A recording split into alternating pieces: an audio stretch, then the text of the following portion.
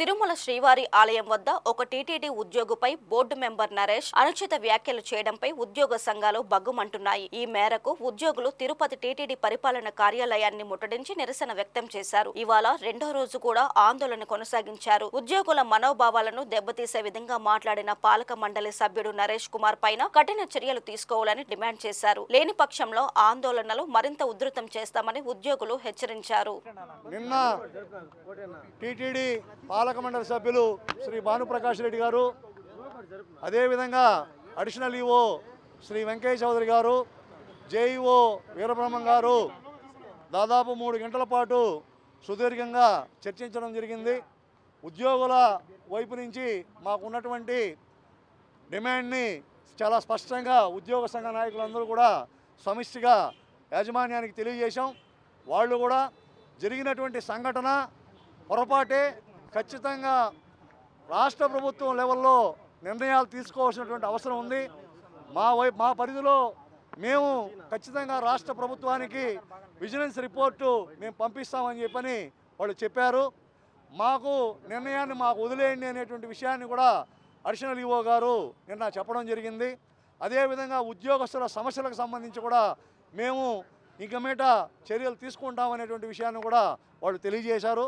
తదనంతరం ఉద్యోగ సంఘాలందరూ కూడా సమావేశమై టీటీడీ యాజమాన్యం నిన్న 2-3 గంటల పాటు చర్చలు జరిపినందున రాష్ట్ర ప్రభుత్వానికి ఒక నివేదిక సమర్పించి రాష్ట్ర ప్రభుత్వం నిర్ణయం తీసుకునేందుకు ఆలస్యం అయ్యేందువల్ల మేము 2 రోజుల పాటు మా యొక్క కార్యాచరణని ఉధృతం కాకుండా కొంత స్లోడౌన్ చేశాము.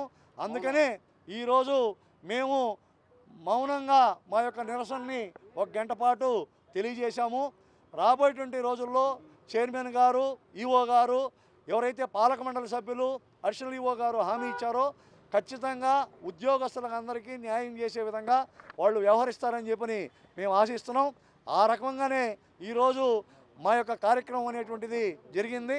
ఖచ్చితంగా ఏదైతే మేము కోరామో నరేష్ కుమార్ గారు తన పదవికి రాజీనామా చేయాలి. అదేవిధంగా ఉద్యోగస్తులందరికీ ఆయన బహిరంగంగా భక్తులకు ప్రధానంగా, ఉద్యోగస్తుల కన్నా భక్తులకి ప్రధానంగా బహిరంగంగా క్షమాపణ చెప్పాలి.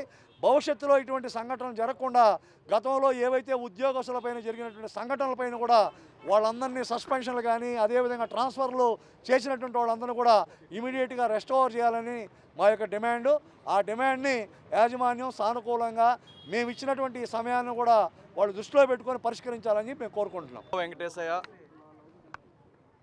ఏదైతే మా ఉద్యోగి పైన జరిగిన దాడిని ఖండిస్తూ టీటీడీ ఉద్యోగ సంఘ నాయకులందరూ కూడా ఒక తాటిపైకి వచ్చి మా యొక్క కార్యాచరణ రూపొందించి అందులో భాగంగా నిన్న ఒక నిరసన కార్యక్రమం కూడా నిర్వహించడం జరిగింది. నిరసన కార్యక్రమం అనంతరం గౌరవ బోర్డు సభ్యులు భానుప్రకాష్ రెడ్డి గారు, అడిషనల్ ఈఓ వెంకయ్య చౌదరి గారు, జేఈఓ వీరబ్రహ్మం గారు, మిగిలిన అధికారులందరూ కూడా ఉద్యోగ సంఘ నాయకులందరినీ కూడా పిలిచి దాదాపు ఒక 3 గంటల సేపు సుదీర్ఘంగా సమావేశం కూడా నిర్వహించడం జరిగింది. వాళ్ళు కూడా బోర్డు మెంబర్ అయితే ఏమి, అధికారులు అయితే ఏమి, వాళ్ళు కూడా పశ్చాత్తాపం చెందారు. ఈ సంఘటన జరిగి ఉండకూడదు, ఉద్యోగికి జరగడం చాలా బాధాకరం, దీన్ని మేము కూడా ఖండిస్తున్నాం, మీకు మా సంపూర్ణమైన మద్దతు ఉంటుంది, మాకు కూడా కొద్దిగా సమయం ఇవ్వండి, వారిపైన సమగ్ర విచారణ చేసి విజిలెన్స్ రిపోర్ట్ని ప్రభుత్వానికి పంపించి దానిపైన చర్య తీసుకునే విధంగా, ఉద్యోగస్తులకి మేలు జరిగే విధంగానే చర్యలు తీసుకునే విధంగా మేము చూసుకుంటామని చెప్పి నిన్న అడిషనల్ ఈఓ గారు చెప్పడం జరిగింది. వారిపైన ఉన్నటువంటి ఉన్నతాధికారులపైన ఉన్నటువంటి గౌరవంతో ఉద్యోగ సంఘ నాయకులందరూ కూడా ఏకాగ్రీవంగా ఈ యొక్క ఏదైతే మా నిరసన కార్యక్రమాలు ఉధృతాన్ని కొద్దిగా తగ్గిస్తూ ఈ 2 రోజుల పాటు అంటే ఈరోజు రేపు మౌన నిరసన తెలపాలని చెప్పి నిర్ణయించుకోవడం జరిగింది. అందులో భాగంగా ఈరోజు మౌన నిరసన అడ్మినిస్ట్రేటివ్ బిల్డింగ్ టీటీడీలో చేయడం, వందలాది మంది ఉద్యోగస్తులు వచ్చి ఈ కార్యక్రమాన్ని కూడా విజయవంతం చేయడం జరిగింది.